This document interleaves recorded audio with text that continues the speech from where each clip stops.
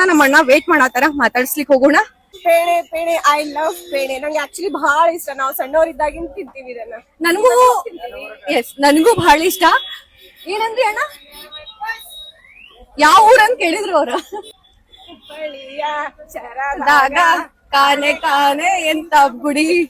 ನಾವು ಮೀಟಿಂಗ್ ಮಾಡ್ತಿದ್ವಲ್ಲ, ಅದೆಲ್ಲ ಫೋಟೋಸ್ ಇರ್ಬೇಕಲ್ಲ ನಿಮ್ ಹತ್ರ? ಯಪ್ಪಾ ದೇವ್ರೇ, ಆಗ್ಲಿಕತ್ತಿಲ್ಲ ನಂಗೆ ಸೀರಿಯಸ್ಲಿ. ಅನ್ಸಂದ್ರು ಬೆಸ್ಟ್ ಇತ್ತು.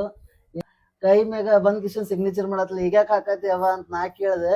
ಮುಂದೊಂದ್ ಟೈಮ್ ಬರುತ್ತಣ್ಣ, ಅದಕ್ಕೆ ಈಗ ಆಗ್ತಾ ಇದೀನಿ ಅಂತ ಹೇಳ್ತಾನ. ಹಂಗೆ ಆಗ್ಲೇ ಅನ್ಬೇಕು, ಹಾಗೆ ಬಿಡ್ತಾಳ. ನಾ ಒಬ್ಬೇಕೇನ ಫೀಮೇಲ್ ಸ್ಟಾಫ್ ಇದ್ದಿದ್ದ. ಪೊಸಿಷನ್ ಸೆಟ್ ಮಾಡ್ಕೊಂಡ್ ಕಿಶನ್ ಅವ್ರ ತಲೆ ಮ್ಯಾಗ ಹಾಕಿ ಹೋಗ್ಬಿಡು.